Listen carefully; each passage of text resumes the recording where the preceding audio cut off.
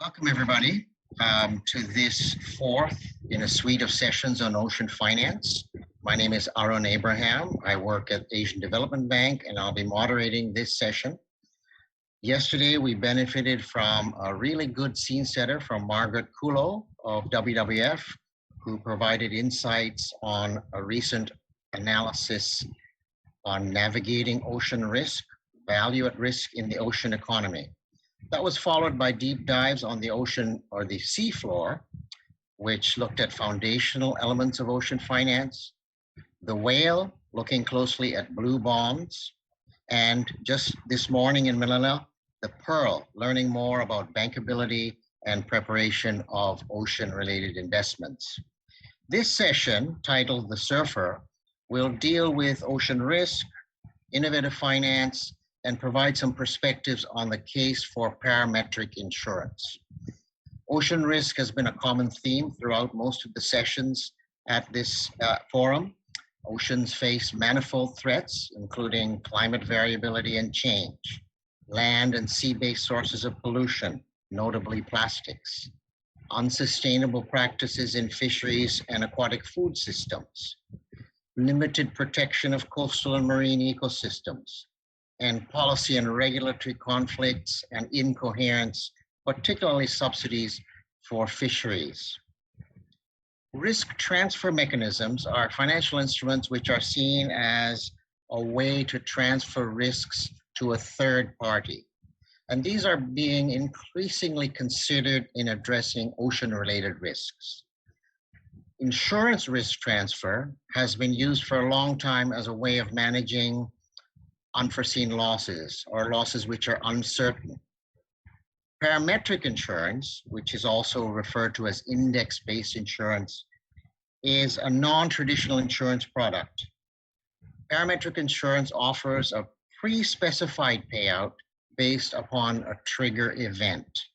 Trigger events depend on the nature of the parametric policy and can include environmental triggers such as wind speed, rainfall measurements, business-related interruptions, and more.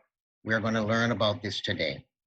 One good example of a parametric product includes the protection of a 1,000-kilometer stretch of the Mesoamerican Barrier Reef in Mexico, Belize, Guatemala, and Honduras. This was scaled up based on an initial proof of concept supported by the Nature Conservancy, the Ocean Risk Resilience and Action Alliance, and other partners in Quintana Roo province in Mexico. ADB is working with its partners to adapt, replicate, and scale this model in Asia and the Pacific. So what do we want to do today? We just want to have an understanding of how parametric insurance as one type of risk transfer might apply to address key ocean risks in Asia and the Pacific, looking at challenges, constraints, potential benefits. We're going to focus on 3 examples which might typically apply in this region: fish farming and aquaculture, applications for small-scale fishers and fishing communities, and coral reef insurance. We've got a stellar lineup of speakers for you today, 7 of them, yes, 7. We have Karen Sack, the Executive Director of the Ocean Risk and Resilience Action Alliance, or ORA, Chip Cunliffe, the Biodiversity Director of AXA XL, which is a specialty risk division of AXA Insurance. Chip also manages their Ocean Risk Initiative and is co-chair of ORA. We have Kate Schweigert, Senior Director for Innovative Finance at RARE. Simon Young, Senior Director for Willis Towers Watson Climate and Resilience Hub. Dr. Hailey Roakiaoit, Executive Director of the Makahalar Bay Development Alliance, also faculty at Mindanao State University System in the Philippines. Hailey is also a conservation finance consultant with ADB. And finally, James Sloan, partner in the law firm Siwatibao and Sloan, based in Fiji, and also lecturer on ocean law and governance at the University of South Pacific. James is also a senior conservation specialist consultant with ADB. We have a lot of speakers. Time may be short. We only have 1 hour. You are all able to put questions in the question box that you see in the screen. We may not be able to have a formal discussion and Q&A session, but what we will do is take note of all the questions, and we will follow up directly with everybody concerned. So with that in mind, I'd like to kick off now and introduce the Karen Sack, who is going to present their Back Blue audiovisual production that is supported by Aura. Aura is a multi-sector collaboration between governments, financial institutions, the insurance industry, and environmental organizations. Its purpose is to unlock and incentivize greater private investments and blended finance into coastal and natural capital by pioneering groundbreaking products that address ocean risk and build resilience. ADB is in the final stages of signing a membership agreement with Aura as an institutional member. So please, I'd like to roll the video from Karen Sack. Thank you.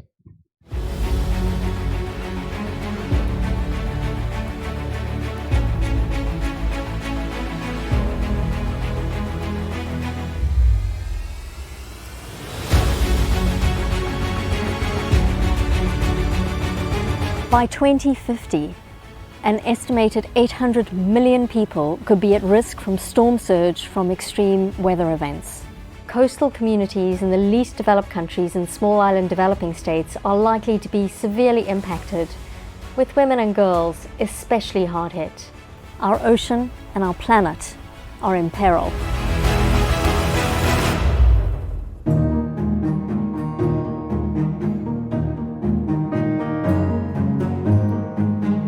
This equation is devastatingly simple.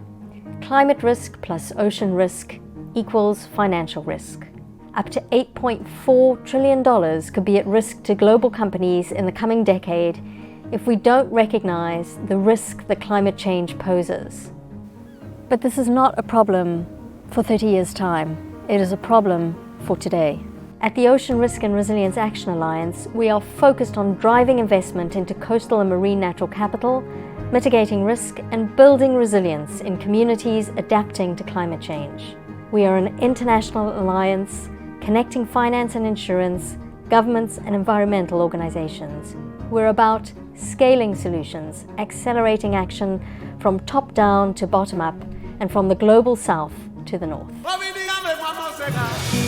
Through our Ocean Resilience Innovation Challenge, we're also nurturing grassroots solutions. One of the first winners was AFO in Tanzania. It's a community mangrove credit project that aims to establish a local voluntary carbon market to support coastal resilience and biodiversity by preventing further deforestation, encouraging reforestation, and establishing an evergreen mangrove conservation fund.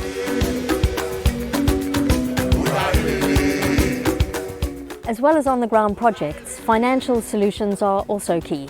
Take the Mesoamerican reef, a vitally important ecosystem stretching across the coasts of Mexico, Belize, Guatemala, and Honduras. In a region where hurricanes put lives and property at risk, it provides critical protection against storm damage. A world-first coral reef insurance policy is based on a parametric concept that pays out a pre-agreed amount to a policyholder according to predefined event characteristics like peak storm wind speed, refined by the Mar Fund and insurance brokers Willis Towers Watson. Aura's work with the Mar Fund has been supported by the Canadian government.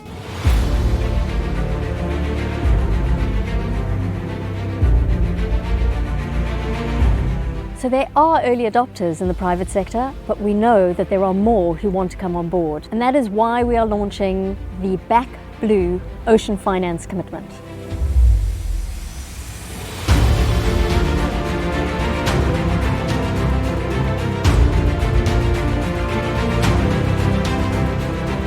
Signing robust net zero commitments, driving financial system policy change, and investing in nature-positive outcomes for the ocean. We are making progress, But we have to move further and faster. We have to move at scale. Whether you're a fisher in the Philippines or a banker on Wall Street, we are calling on you to back blue.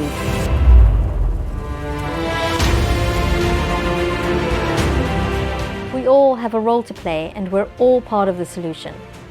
Investing and building resilience in climate-vulnerable coastal communities at every level, catalyzing, scaling, and accelerating investment. That's why I back blue, and it's why you should back blue as well.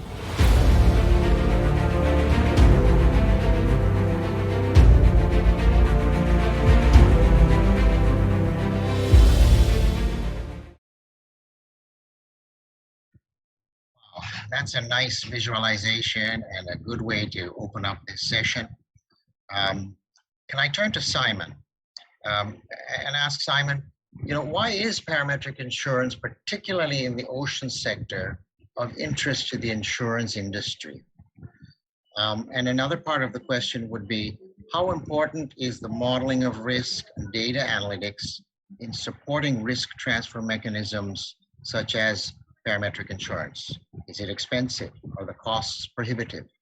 Over to you, Simon. Thanks very much, Aaron. So I'll start with pointing out that the Lloyd's Tea House in London, where the organized insurance industry started, was set up to share risk for marine transport. So there's been a connection between the insurance industry and the ocean throughout the insurance industry's existence. So it's not new that the industry is interested in the ocean, but I think the interest from the business side is in bringing new risks into the organized framework of insurance, and also in new geographies as well. And parametric insurance kind of unlocks those possibilities. We have different concepts around the insurability or meeting the threshold of being something that can be insured, or being an entity that can be insured for an impact on something from which they benefit. And for public goods such as, let's say, coral reefs, it's very important to demonstrate that an entity that is being insured loses the use of and the benefits from that reef stop. And so it has an insurable interest in the recovery of that reef, if you like, and so it is eligible for insurance. And so the traditional forms of insurance don't really allow us to capture those kinds of risks and put them into the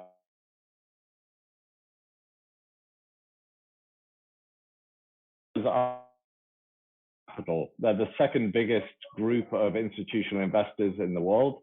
And as we see the investment and the asset management side increasingly looking to invest with a view to future climate and future global change, biodiversity loss, etc., the insurance industry is seeing that on both sides of its balance sheet. It's seeing it on the risk side, and therefore it is at the cutting edge in terms of leading on driving its investment portfolios into investments that are going to survive a changing climate and are going to bring a transition to a cleaner, lower carbon economy.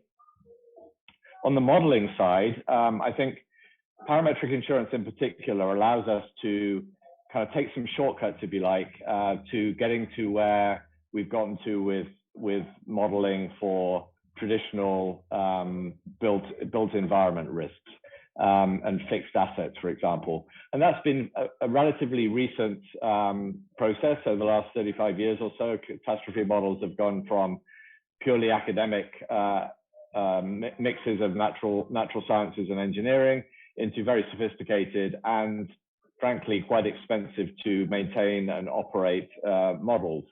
But for parametric insurance, we can concentrate on just the natural hazards part of those models and we can transfer quite a lot of what we've already got on the shelf in those traditional models into the ocean and coastal space. And that's what we're doing with our reef damage model. We're taking components from the models that we already have and adapting those to those new exposures of coral reefs. So the cost of that is certainly not prohibitive. We'll certainly need to be improving those models as we go. But I think for putting in place parametric insurance, I think we have models already that are fit for purpose for coral reefs, for example, and similar ones for mangroves are in development. So I definitely don't see that as a barrier. We do have to be careful that the right people have their hands on those models and are using those models in the right way, because they're not deployable immediately as is for many of the situations we're looking to use them in. But certainly it's not something that I feel should be a barrier to entry for these kind of insurance programs on a parametric basis. Thank you very much, Simon. Just to segue from that, we're going to run a prepared statement and presentation by Chip Cunliffe from AXA XL, another representative in the insurance sector. Can we run that video, please? Hi, my name is Chip Cunliffe. I'm the Biodiversity Director at AXA XL. I wanted to start really by saying that we need to start driving climate finance into the ocean, because the ocean and its ecosystems have the ability to mitigate and adapt to climate change. And that's important because the food security and economic and social resilience of more than 3 billion people are at risk. And so we need to make the economic rationale to invest in the ocean and nature-based solutions, so mangroves and reefs and seagrass beds, etc., as they help to reduce flooding, sequester carbon, create habitats for fish species, promote tourism, etc. But we need to really work together to develop a de-risked environment to develop investable projects and products that help build that resilience too. And yet, I think there's a real understanding that there's a lack of financial literacy in nature-based solutions. And this is where the Ocean Risk Initiative that I run at AXA and AXA XL, as well as AURA, so the Ocean Risk and Resilience Action Alliance, comes in. So through the work that I do internally, we're looking to build resilience through nature using insurance and other risk management mechanisms. So from the scientific research and the market research to product development, proof of concept and implementation as well. And so we're working at the moment on creating an ecosystem interruption insurance product for mangroves. We're doing something. We're doing some work around creating a blue carbon and separate resilience credit. So providing mangroves with those two elements of importance. And we're also including, for the first time, ecosystems into our risk models through development of a coastal risk index, which we launched at the COP in November. And then through AURA, it is really providing a platform to drive funding into this whole space, including through blended finance, bringing governments and the private sector, so including banks and insurers, civil society organisations that work at the local level, to open doors and use all of our expertise to develop new products and programs to drive $500 million of investment into the space, and make 250 million more people resilient to climate and ocean risk by 2030. As part of that, at the COP, we launched something called the Back Blue Ocean Finance Commitment, which really sort of to integrate the ocean into our day-to-day decision making within the business. Indeed, other private sector organisations have stepped up as well. And there are 5 parts to that. One is about setting robust net zero commitments, so including the UN Race to Zero and Race to Resilience. There's also a focus on driving financial system policy change by adopting corporate standards and disclosures that align with the Task Force for Climate Change or for climate-related financial disclosures, so TCFD. Investing in nature positive outcomes for the ocean based on UNEP FI's Sustainable Blue Economy Finance Principles, accelerating the transition towards a healthy and sustainable ocean by driving that $500 million into the space by 2030, and of course by joining Aura as well. And I think, well, we would be delighted for others to get involved, because we know that the private sector has a key role to play really in accessing the capital to create the market in which to build long-term resilience for the ocean, and of course all those that depend upon it as well. Thank you very much. Yeah, thank you. That was a good perspective from Chip, and it's great to see the private sector, the insurance industry in particular, leading and driving investments into this space. Let's turn to some other private sector entities that have a business stake in the ocean sector. I'd like to introduce Sherry Lippiat from Scoot Science. Sherry, Scoot Science operates in the aquaculture sector and provides ocean analytics and forecasting for fish farmers. What kind of ocean risks do fish farmers normally face? And among these risks, how do climate or environmental risks rank in the order? And I have a couple of other questions you might want to think about. Is again, as to Simon's point about data analytics and risk modeling. How important is that in financing decisions for fish farmers?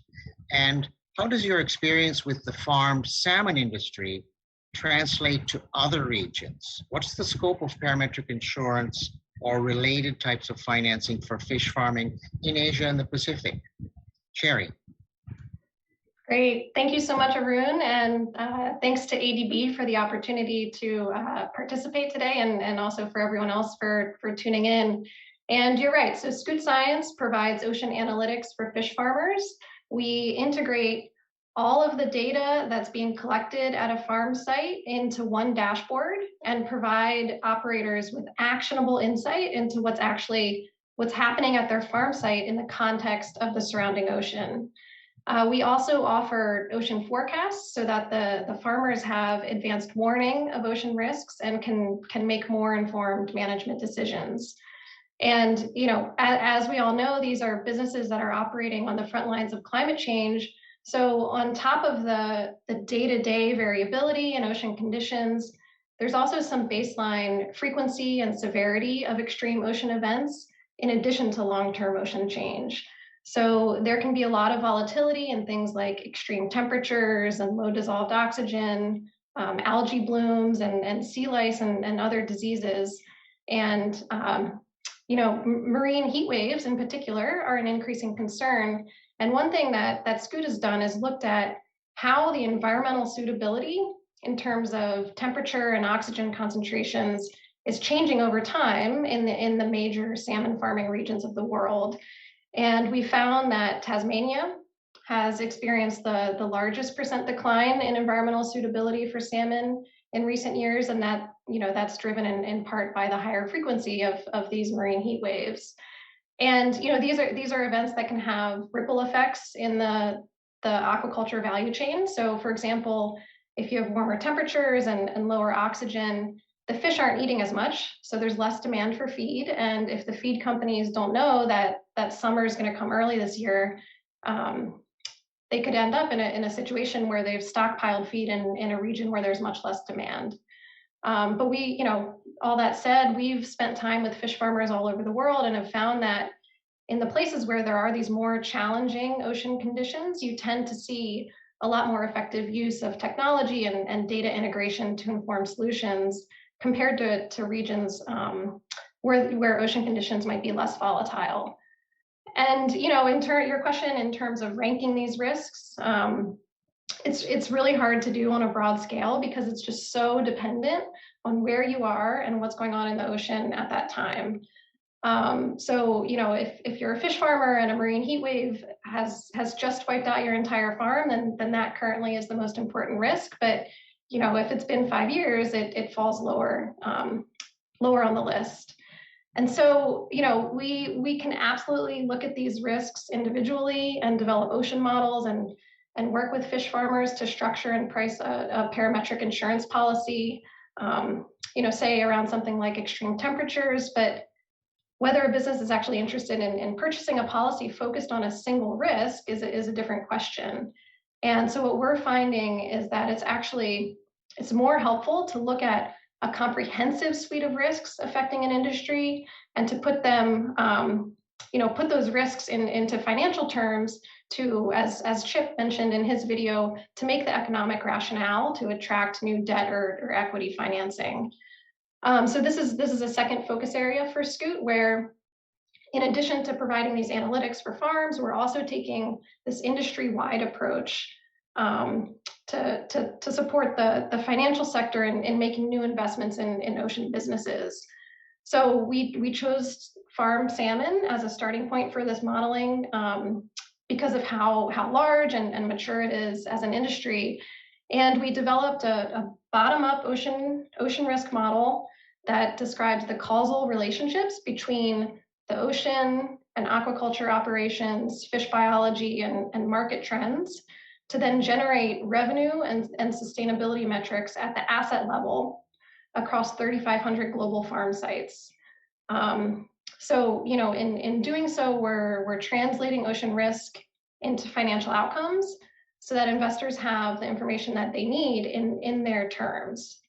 Some key takeaways from our model were, first, investing in salmon, farm salmon, makes financial sense. So 60% of hypothetical portfolios that we generated in our model performed better than the Norwegian average salmon portfolio, which, according to EY, had a return on capital employed of 24% over the last decade. Second, ocean data is critical.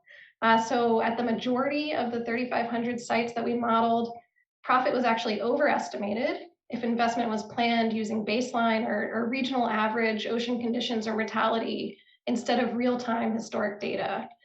So it's really critically important to consider the ocean volatility rather than falling back on regional average conditions. And then third, salmon is a green investment compared to other sources of protein. So the median salmon portfolio in our model had historic impact and risk-adjusted returns that were 31 times larger than US agriculture and livestock as a whole. And on top of that, the sites with lower emissions intensity tended to have higher risk-adjusted returns. So this is really important because it demonstrates that in fish farming, there's no trade-off between sustainability and profit, because so much of the carbon footprint and financial cost is related to feed, and a fish that dies, one day before harvest has incurred basically all of the cost, but hasn't produced a dollar of revenue. So sustainability is really core to this sector, and we're seeing it usher in a new era of green and sustainability linked financing. So this framework and the approach of developing an industry-wide comprehensive risk model that's driven by ocean dynamics can really widen the field for investment in aquaculture, which historically has been really limited in terms of financing options, because investors really didn't have a good understanding of the ocean risk. And so then, the last part of your question about how this salmon applies to Asia and the Pacific, it's a really good question. And like I mentioned with our risk model, we started with salmon because of its potential to serve as a blueprint for other species or other ocean industries. And in terms of parametric insurance products, I think that ocean businesses in Asia and the Pacific are just like anywhere else in the world, in the sense that we can model and structure any number of policies that address one-off risks. But the same comprehensive framework that we used for salmon can be applied to the region to create ocean risk models for other species. And regardless of where in the world you're working, I think it's really important to bring oceanographers to the table to assess the integrated impact of the different scales of ocean variability and ocean change, and to understand the integrated impact on the fish for, if it's seaweed or shellfish or whatever species of interest it is. So I'll leave my remarks there, and I encourage, anyone who's interested in our work to tune in to the spotlight session tomorrow on financing sustainable aquaculture. My colleague Ewan Sue will be setting the scene for that session. And we also have a virtual booth, so we'd really love to hear from you and answer any questions. So thanks again for the opportunity.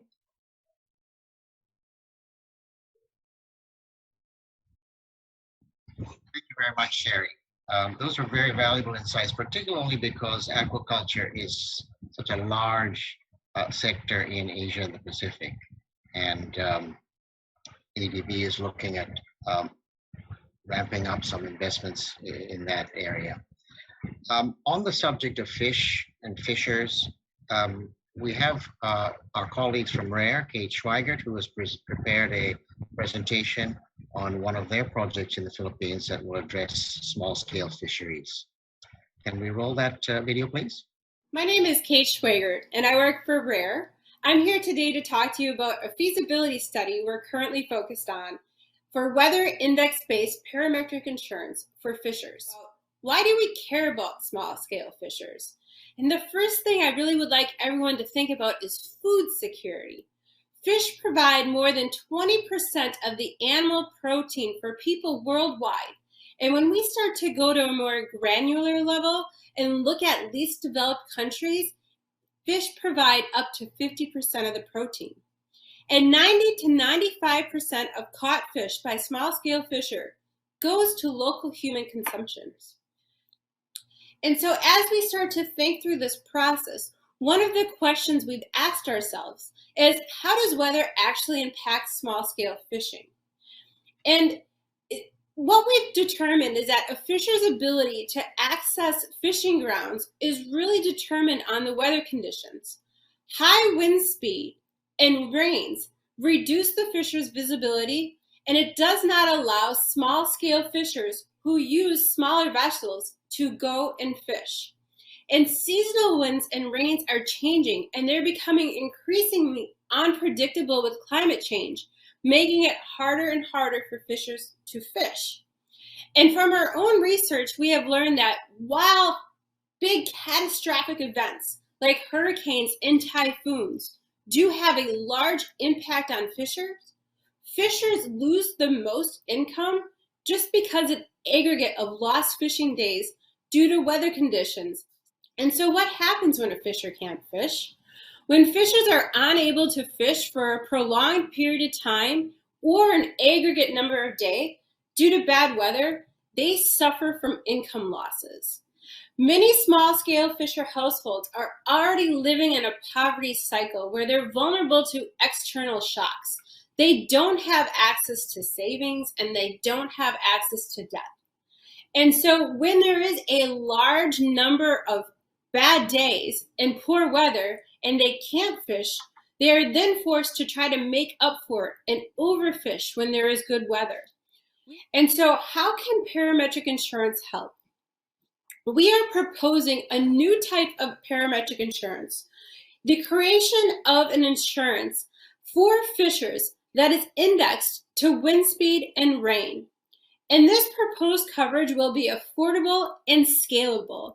The concept is that it will provide payments to fishers when it is triggered after an aggregate number of lost fishing days.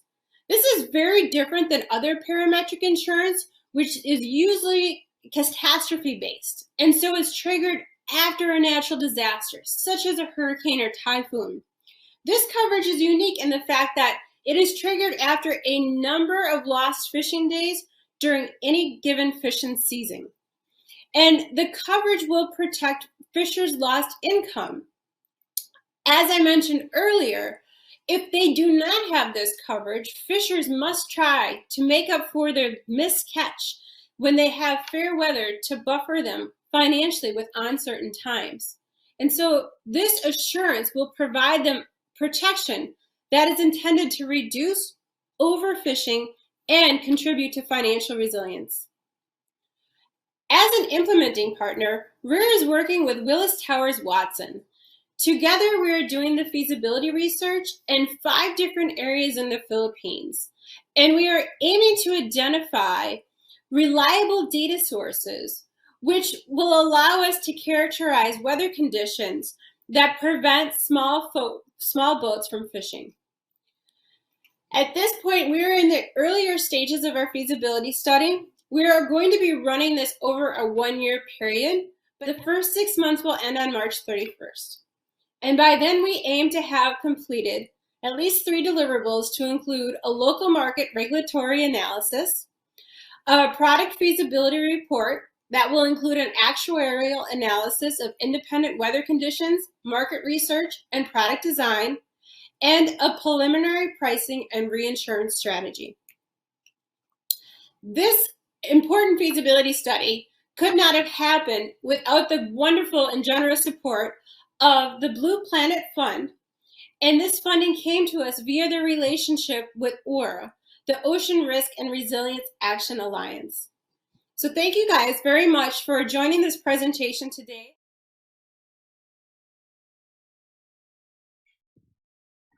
Great. Good insights from our colleagues at RARE. And again, the presentation underscores the need for reliable, credible data that will inform decision-making. I understand Willis Towers Watson is also working on a very similar project with funding from the Global Environment Facility to look at a weather index insurance for small-scale fishers in Fiji, Papua New Guinea, and Melanesia. So I'd like to turn to Simon, and maybe Simon can give us some additional perspectives on the applications for small-scale fishers, but a little more specifically on the challenges of balancing the expectations and interests of governments, the conservation community, and the insurance industry. What are some of the key factors that we need to consider there? Thank you. Over to you, Simon. Thanks, Aaron. And yes, we're working with Kate and the RARE team on the project that she described, but also on a similar approach in Melanesia with the Jeff project, which is about to start. And there are certainly many challenges to pulling those different sectors that you just described together. But front and center always is our focus on the communities and individuals and households that are vulnerable to these ocean and coastal risks and are getting increasingly vulnerable to them through climate change and its knock-on effects on ocean health, effects which they've had nothing to do with effectively. So we very much have to keep them in mind. We may be having these conversations and putting these things together between conservation organizations, financial organizations, governments, insurance industry, but we do need to concentrate on that community element and linking it all back to the community. So in the case of the RARE project, where RARE have established relationships in those communities in which we're working. They've started to bring those communities and the fishers in them into the formal or the semi-formal financial sector and using financial services. And we're planning to do the same with WWF Pacific in the Jeff project.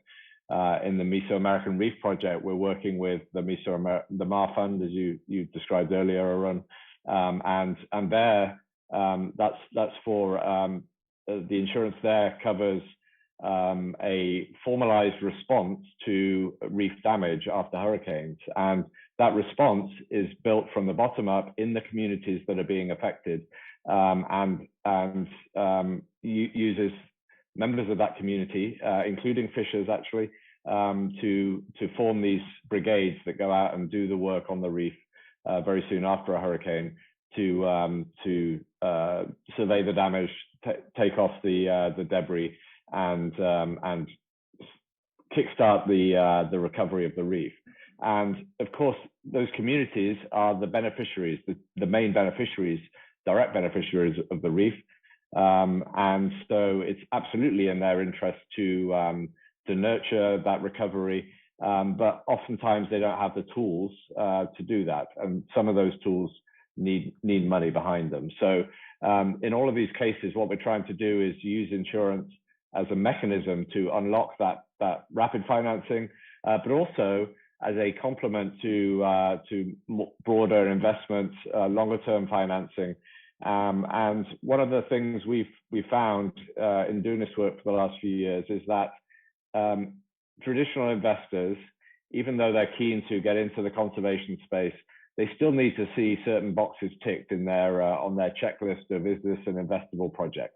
And insurance is quite often one of those, or other risk reduction, de-risking techniques. And I think what we're really aiming to do is make these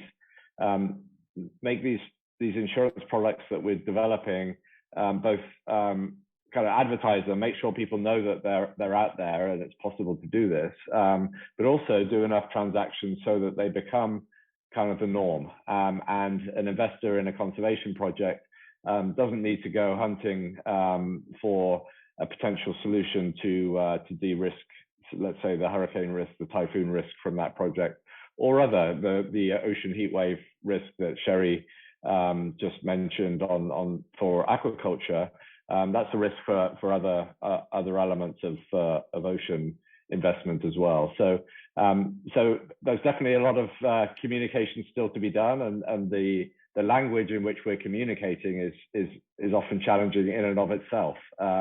We often find we're talking past finance people or conservation people, and certainly the role that we play at WTW is partly an intermediation role just in the communication side.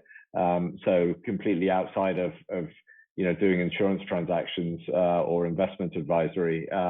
It's just being able to talk to different people and put them together and have them speak in the same language. So we're not raising expectations of what insurance can do, but we are making sure that where it's appropriate to use it, we can come with the tools and at a price that makes it the right thing to do from a financing efficiency point of view.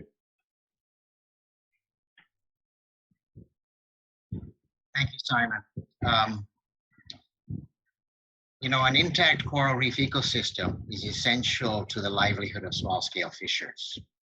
And so we're going to look at the same side of that coin and the options for ensuring a natural capital asset. I mentioned at the outset that ADB is working on a project to support partnerships for coral reef finance and insurance in Asia and the Pacific. We have funding secured from the Global Environment Facility, and we're in the final stages of approval for additional funding from the Asia Pacific Climate Finance Fund, or ACLIF. And this funding will go to support the initial upfront costs of preparing the insurance product in 4 countries: Fiji, Philippines, Indonesia, and Solomon Islands. And so actually, we have a question in the chat box already, and I think my colleague Luc Vaillancourt, a senior financial inclusion specialist, I think what is going to be presented now will address your question. So I'd like to turn to my colleagues, James and Hailey.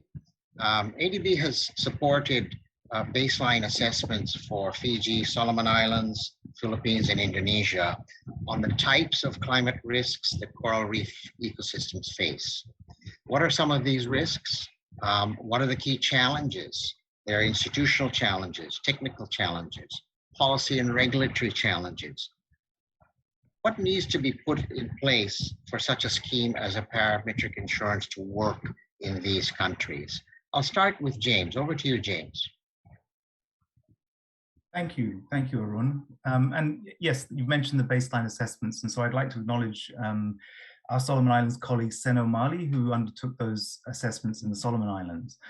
Now, of course, the goal here, and I'm interesting to listen to Simon quite closely about what he was saying, but the goal is to create a product or opportunity that's needed in the Pacific Island context. And specifically, we're talking about Solomon Islands and Fiji at the moment. But it's also to leave something that's long-term. So it's not just an insurance opportunity, but it should also work with a governance structure that's both sustainable and operated with Pacific Islanders as the national experts and decision makers. And I suppose the point is to find a solution that continues to deliver something of use or need in that Pacific Island context. And you've mentioned the baseline assessments, and those were extensive. So they were undertaken in both Solomon Islands and Fiji, and they included the relevant government ministries, the NGOs that are on the ground doing the work there. There's obviously took in academia, and also the private sector, notably resorts. Because of course, tourism is as we're finding with COVID, is such an important part of the economy, particularly in Fiji. Now, in terms of the risks that we're looking at, there are commonalities for both Solomons and Fiji, the commonalities in both the risks and the opportunities. And what we're talking about here really in terms of the risks is any sort of weather event that can damage coral reefs. And that includes tropical cyclones. And as we know, with the effects of climate change, the intensity of those cyclones is increasing. And it's mostly what we're looking at is the damage from the high waves hitting the reef, but also the aftermath of the disasters. Because what we see in the Pacific is that produces a lot of stress on local communities and also stress on the reef as a food source. And in those situations, quite often, if there is project funding doesn't really cope because it's focused on its own deliverables, and governments in the region are very stretched as well.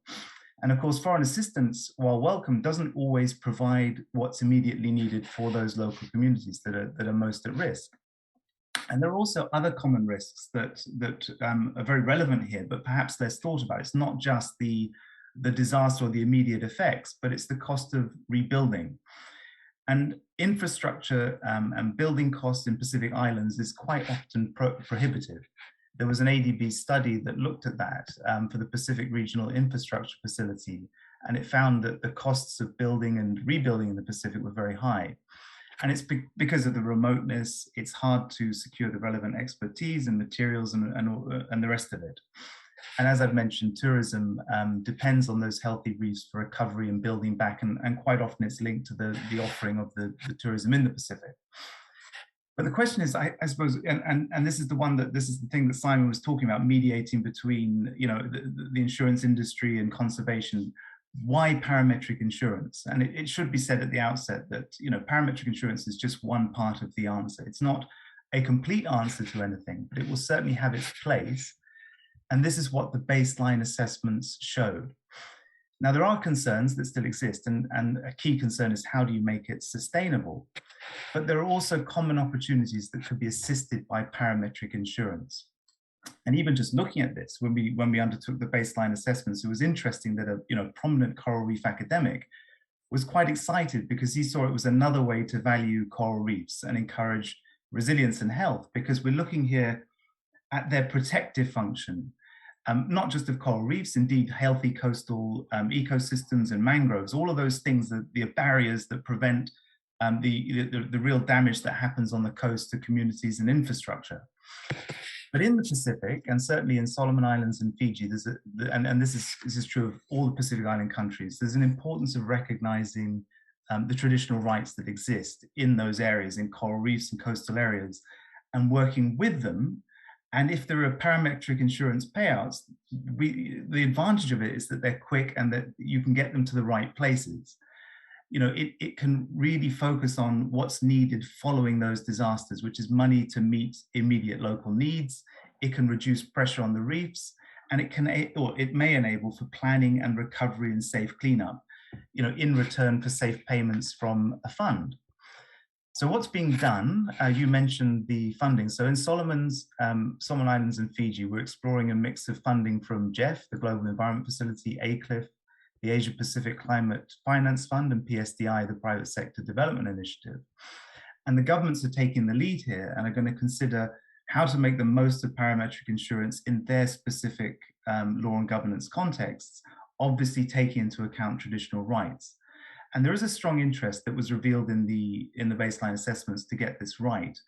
And in one case, parametric insurance as a product has actually been approved in Fiji already through their regulatory authority, which is the Reserve Bank of Fiji. And there is also interest from various stakeholders, notably certain remote resorts in Fiji that work with traditional communities, and basically their rights that come into play for marine conservation and any sort of initiative that takes place in their areas. So in the Solomons, the focus is on a government-led state park, which is the Arnavans Community Marine Park, which is so far the only state or legally designated marine park, has a governance structure that looks at looking after that, and that includes the Kawaki Women's Group. And so the work will really look at the modeling required. It'll determine what coral reefs protect, and it'll establish what sort of products could be used. And really the key point is to look at what is the best model to suit that Pacific island context. And in Fiji, the work will probably focus mostly on the Great Sea Reef in Madawata, Vanuatu, and on certain sites in the Lau Group, and obviously partner with established local NGOs in the area, as well as private sector and tourism operators in those areas that are already working with local communities and traditional rights holders. Now, perhaps I should stop there. There's a lot more that could be said, but I think we want to hear as well from Dr. Haile in terms of what's happening on other project sites in Asia and in the Philippines and Indonesia. But hopefully there could be some time for some questions. Over to you, Haile. Yes, thank you, James. Thank you, Aaron. Similarly with the Pacific countries, the baseline assessment from our colleagues in Indonesia and also what I did is that it's basically the stronger winds that is causing this destruction of the reefs, especially the fragile ones, not the branching corals. But in the Philippines, this is mainly caused by the tropical storms that we get, which is ranging from 20 to 25 a year. While in Indonesia, this is not so common. It's cyclones occur on the southern equatorial regions, but nevertheless, it triggers these strong winds and causes these strong waves that affects the northern reefs in the area. In the Philippines, we are actually exposed to super typhoons already, which wasn't experienced then in the earlier decades. So we expect more intense typhoons that the project sites will be exposed to. In Indonesia, the most frequent and disastrous for them is the strong winds, as mentioned, which sometimes also causes not just the breakage, but also the steering of the sediments that causes this high sedimentation on the reefs. What is common in both actually is that the ocean warming. In fact, the increase in sea surface temperature is more felt in Indonesia, which is higher than the global and the tropical regions. And it is felt at different severity across the archipelago. In the Philippines, anomalous surface sea temperature increase has been felt over decades since 1985, and bleaching has been observed.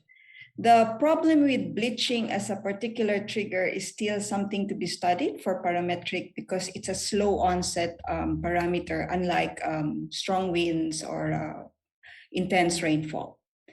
To do the insurance product, in the project we are coming up with a climate risk model, which we will design with some experts. No? And in this climate risk modeling will be structured the potential reef insurance product. It will already include the valuation of the reef, its protective value and the other ecosystem services. It will also include the cost of the reef restoration to the damage. It will include the assessment of the potential loss of damage to the different scenarios that will be generated.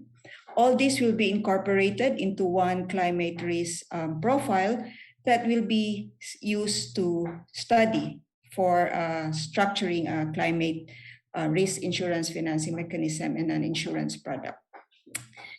In the Philippines in particular, we have 3 sites which are mostly in the western part, and these are tourism sites, and they are very much driven by the blue ocean economy from tourism.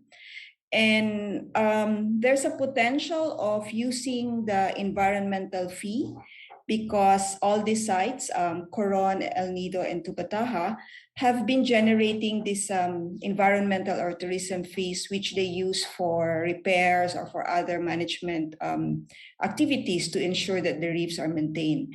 And the local government units and the management office handling these funds are quite, in a way, adept in handling special trust funds like this. And although it's a government in a way that's leading this, it has been working on a local specialized body involving the other sectors, including the civil society and the private sector. For Indonesia, it has 7 potential sites, so it still have to work with the government and the other stakeholders, in particular where the sites are. But it's exploring setting up of a trust fund called the BLU for those who are it's the Badan Laman Umum. And it's really a special financial vehicle like Fiji, but here it's still a public service agency like a government, but it involves other non-government sectors. It is like an enterprising arm of the government because it can sell goods and services, but at the same time, it can also receive funds, so it can collect the insurance premium if needed, but it can also receive grants from outside. So in this particular project, the refinance insurance product will be established for Indonesia, while it will be explored and a design will be made for the rest of the 3 projects. But nevertheless, the learnings from Indonesia will be scaled up and replicated to other countries. You know, how it fits the localized context, the different legal, regulatory, policy, environment of each of this country. So what's really challenging in the end is that for the parametric insurance to be acceptable, the buy-in, is that we need to come up with a business case that shows that the loss of the community to the damage and the livelihood is higher than the cost of repair, and that there is a buy-in to transfer this risk to a third-party agency like an insurance service provider. Thank you, Arun. Thank you very much, James and Hailey. And Hailey, I'm glad you brought out the issue of the slow onset occurrence, the coral bleaching, because most people think that it's the big hit, you know, the catastrophic hurricane and things like that. But there are other types of threats and triggers. We only have about 3 minutes left, so unfortunately no time for questions, but we have noted those that are in the box. I see from Mr. Peter Ho. We'll follow up directly with you on your question regarding the small-scale fishers. Otherwise, I'll wrap up quickly. It's hard to wrap up this really rich content, but just very quickly, we've seen parametric insurance as one type of risk transfer mechanism, which has promising applications for Asia and the Pacific, particularly as a de-risking instrument to attract or crowd in investments. We've seen the importance of oceanography, actuarial science, data analysis, risk modeling that needs to inform decision makers and stakeholders. We learned from WWF at the outset that the value at risk study identified 300 parameters that need to be measured. And there are gaps, data gaps, on how environment and climate impacts affect health, livelihoods, business revenues, and other coastal infrastructure and assets. We need to have data sharing and collaboration mechanisms. It needs to be accessible to those that need it. We needed to, as Sherry mentioned, we need to inform fish farmers on how to be able to address climate challenges of which they are not readily aware.